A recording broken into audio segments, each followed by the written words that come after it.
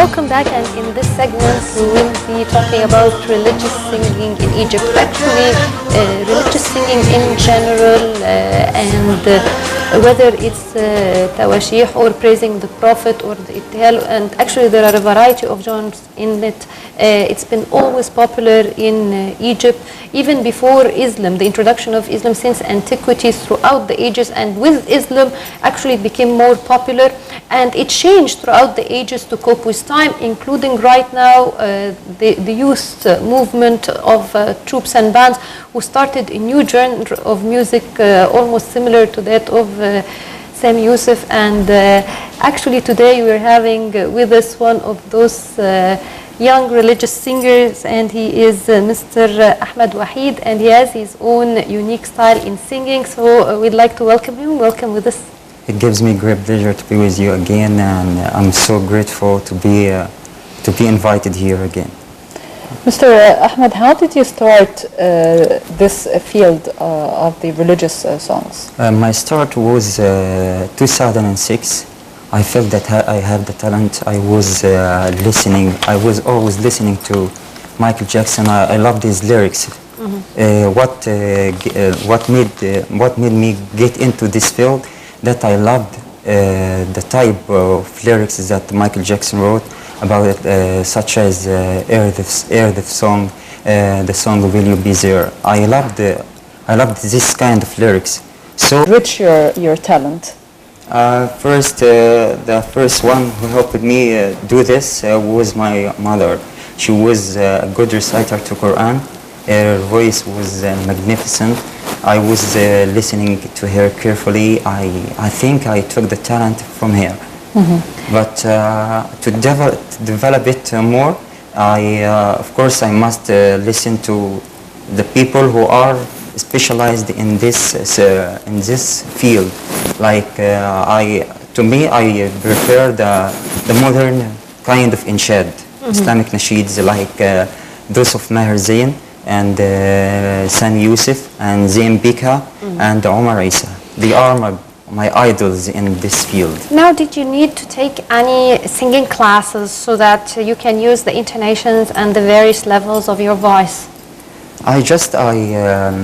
I think listening to those munshids or Islamic singers is just a class in itself.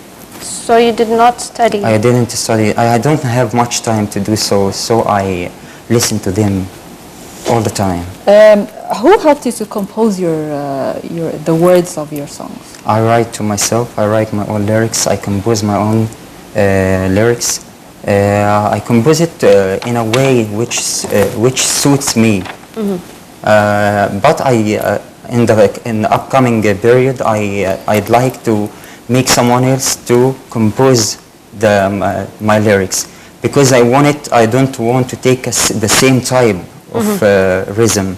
I wanted them to be different, to be various compositions to my lyrics. Yes. Now, when you write, do you write it in Arabic and then translate it to English, or you do two different separate wordings? Because you know the rhythms in English are totally different than in Arabic. I make a new style in nasheeds. Mm-hmm. I write the same verse in both Arabic and English, and the same chorus in Arabic and English. Mm-hmm. And I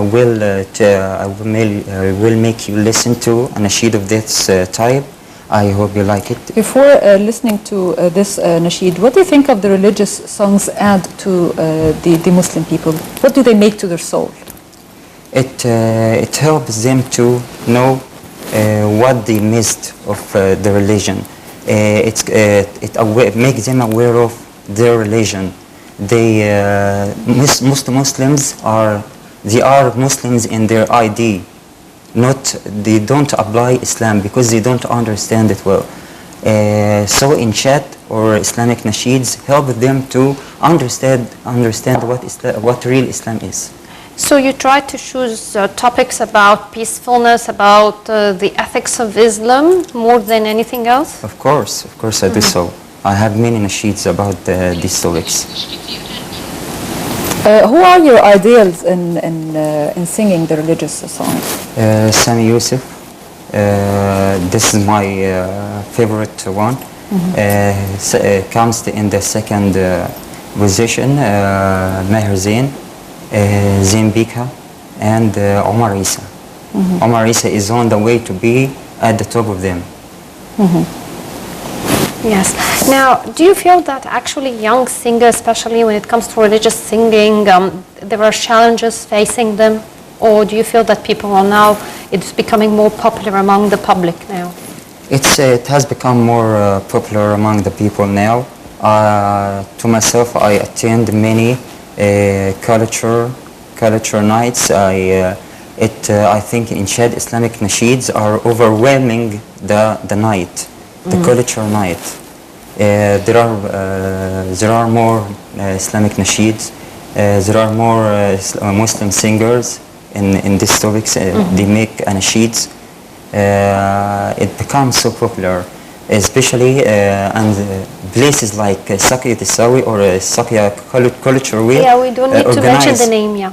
Organize such competitions in this field. That's something good to encourage people to go to this field. And where did you learn these religious songs? As I told you, it's from the internet. I listen to Maher Zain, Sam Yusuf, as I told you before. Now, have you considered listening to the older,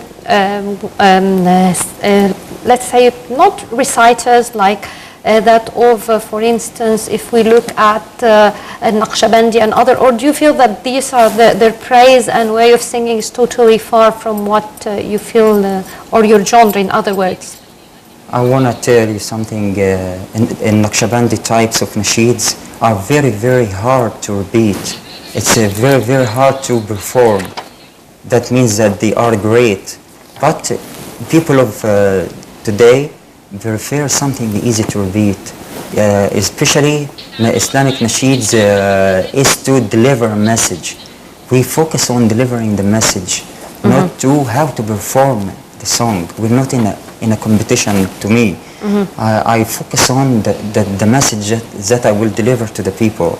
I want to make people aware of what they don't aware of.